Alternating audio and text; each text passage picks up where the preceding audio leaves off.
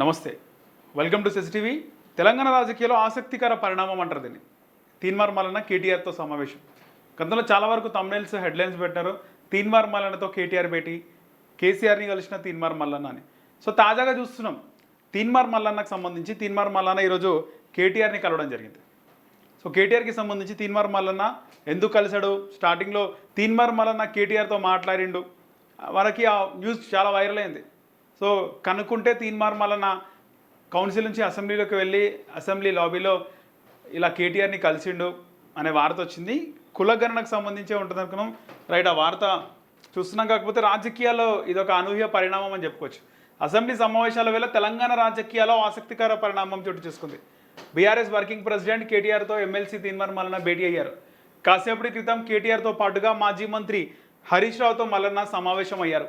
BC రిజర్వేషన్ల bill అంశంపై చర్చించేందుకు అసెంబ్లీ ఆవరణలో మల్లన్న వారితో సమావేశం అయినట్లు తెలుస్తుంది. బీసీ రిజర్వేషన్ల బిల్లుపై సభలో ప్రభుత్వాన్ని నిలదీయాలని ఆయన వారిని కోరినట్లు సమాచారం. ఈ మేరకు ఇతర బీసీ నేతలతో కలిసి మల్లన్న కేటీఆర్కు మెమరాండం అందించారు. కాగా తీన్మార్ మల్లన్న ఇటీవల కాంగ్రెస్ పార్టీ సస్పెండ్ చేసిన సంగతి తెలిసిందే. ప్రభుత్వం చేపట్టిన కులగణనపై తీన్మార్ మల్లన్న వ్యతిరేకంగా మాట్లాడడం, తన యూట్యూబ్ ఛానల్ లైవ్ షోలో బీసీ కులగణన సర్వే పేపర్లు తగలబెట్టడంపై కాంగ్రెస్ పార్టీ క్రమశిక్షణ కమిటీ అయిన షోకాజ్ నోటీసులు జారీ చేసింది. వాటికి రిప్లై ఇవ్వకపోవడంతో పార్టీ నుంచి ఆయనను సస్పెండ్ చేశారు. కాగా సీఎం రేవంత్ రెడ్డి కక్షపూరితంగా తనను సస్పెండ్ చేయించారని తీన్మార్ మల్లన్న అనంతరం ఆరోపించారు. ఇక బీసీలను తొక్కేసే కుట్ర జరుగుతుందని, కులగణన మొత్తం తప్పుల తడకని ఆయన ఆగ్రహం వ్యక్తం చేశారు. తర్వాత ప్రభుత్వంపై పలు సందర్భాలు విమర్శలు గుప్పించారు. తీన్మార్ మల్లన్న బీసీ వాదంతో కొత్త పార్టీ పెట్టబోతున్నట్లు కూడా వార్తలు వినిపించాయి. అయితే దీనిలో బీసీ రిజర్వేషన్ బిల్లు అంశంపై చర్చించేందుకు అసెంబ్లీలో మల్లన్న వారితో భేటీ అయ్యారు. బీసీ రిజర్వేషన్ల బిల్లుపై సభలో ప్రభుత్వాన్ని నిలదీయాలని కోరినట్టు సమాచారం. ఈ వార్తలో ప్రభుత్వాన్ని నిలదీయాలి అని చెప్పేసి తీన్మార్ మల్లన్న మాట్లాడాడు. కాకపోతే ఆయన ఢిల్లీలో జంతర్ మంతర్లో జరిగే ధర్నా కార్యక్రమంలో బీఆర్ఎస్ కూడా సపోర్ట్ చేయాలి. వాస్తవానికి రాష్ట్రంలో కాంగ్రెస్ ప్రభుత్వం ఉంది, కేంద్రంలో బీజేపీ ఉంది, బీఆర్ఎస్ ప్రతిపక్షంలో ఉంది. సో ప్రతిపక్ష పార్టీలు ముఖ్యంగా ధర్నాలకి రాస్తారోకాలకి మద్దతు ఇస్తుంటారు, సపోర్ట్ చేస్తుంటారు. సో తీన్మార్ మల్లన్న జంతర్ మంతర్లో అంటే కేంద్రంలో ముఖ్యంగా ఉభయ సభల్లో ఈ బీసీ బిల్లును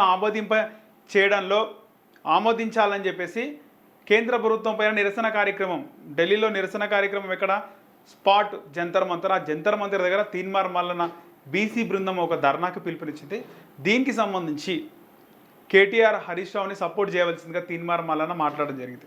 వాళ్ళు కూడా టైం ఇచ్చినారు తీన్మార్ మల్లన్నని కలవడానికి, ఎందుకంటే వాళ్ళు ప్రతిపక్షంలో ఉన్నారు. సో తీన్మార్ మల్లన్న ఇక్కడ అధికార పక్షం పైన కొట్లాడుతున్నాడు.